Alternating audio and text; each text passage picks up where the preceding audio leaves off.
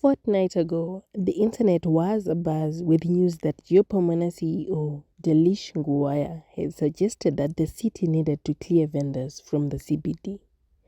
Nguwaya said this before a parliamentary portfolio committee where he appeared to give an update on the work that they've been doing at their waste-to-energy plant in Pomona. This, he said, would help keep the city clean, and the people of Harare would have an appreciation of the work that Geo Pomona has been doing. This is not the first time that the issue of vendors has been topical. About a month ago, there was the Sadza vendor who was caught on video cooking on a gas stove in the CBD. The mayor of Harare, Councillor Jacob Mafume, castigated the vendor's actions, saying he was putting hundreds of lives at risk. We sat down with Mafume to discuss the possibility of clearing vendors from the city and the possible implications. We would like you to just explain to us the state of the city in terms of where vendors are concerned. How are they inhibiting cleanliness of Harare? Well, we have much respect to our informal sector. We understand that they have to earn a living, and a lot of people are being supported by the informal sector and vending. However, there are certain habits that are not necessarily beneficial or in the public interest of all that live in Harare. One of those is littering. There is a culture and a determination to litter that is exhibited by some of the operators.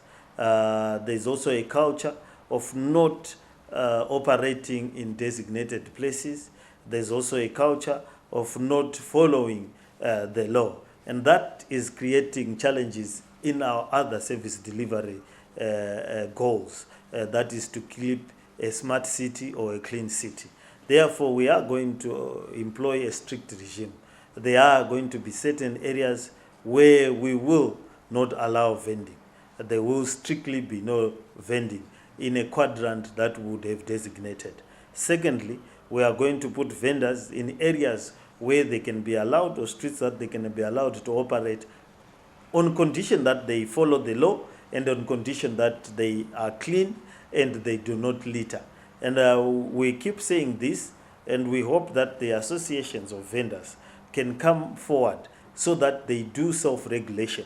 If they continue failing to do self-regulation, we are going to use hard law to enforce cleanliness. Harare must and is going to be clean. Before Geo Pomona was collecting waste from the streets of Harare, did you encounter such problems as they have complained about the cases of littering and not keeping the city clean? Did you encounter the same problems when you were doing refuse collection in the city of Harare? Yes, there were problems, and that's why we've introduced Geo Pomona, because the management of waste was an issue, solid waste was an issue.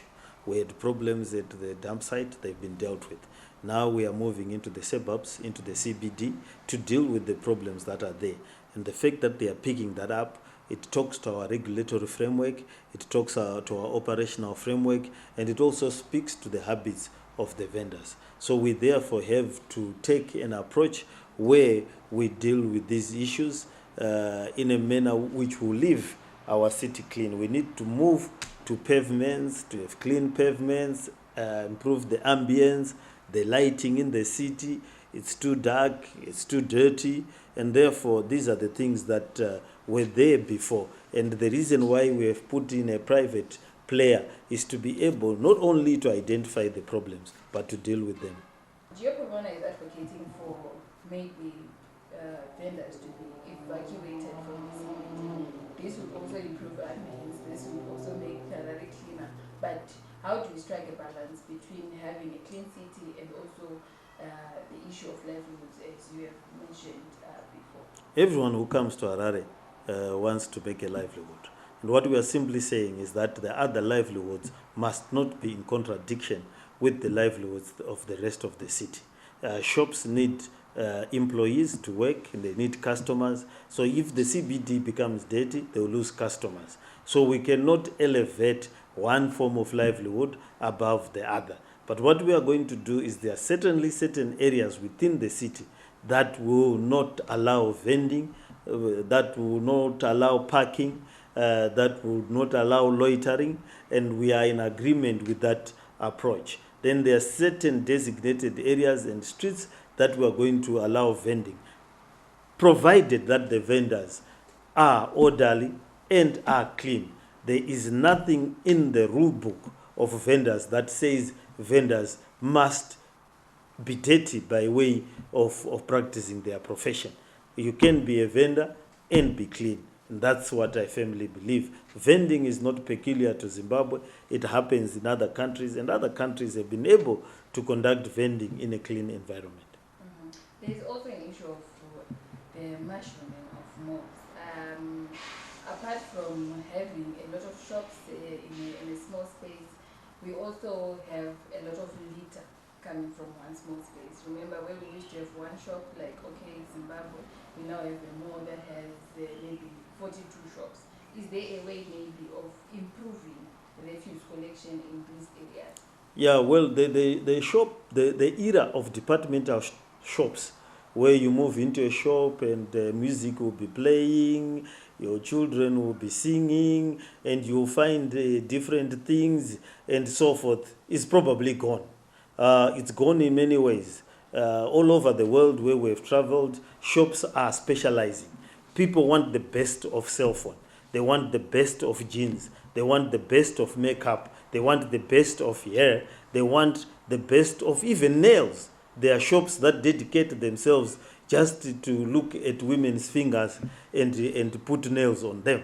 So that is not going to be found in a departmental store. So that is where, and in other countries, shops have even moved from physical. They are now virtual. The shops themselves are simply warehouses. You go on the internet, you click on what you want, and it's brought to your house. So that development and that nostalgia, where people want to go into a greater man's, where people want to go into a big departmental store, is probably a thing of the past. You go to shopping malls that are outside town, where you'll find movie theaters, shops that sell shoes, and so forth. That's where the city is going.